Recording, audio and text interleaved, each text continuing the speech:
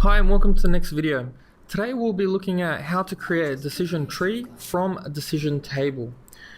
So the first thing we need to do is we need to set up our decision tree. We need to break it off into conditions and actions. You can see that the conditions can easily be found in the decision table, and the actions are always the things that kind of happen at the end.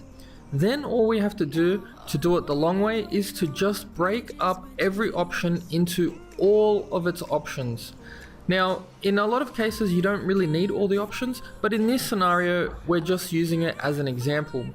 You can see here that the only action that requires registration to be renewed is that all of the conditions have been met. So the current CTP green slip, the pink slip, and the payment. Only when you meet all those conditions will your registration be renewed.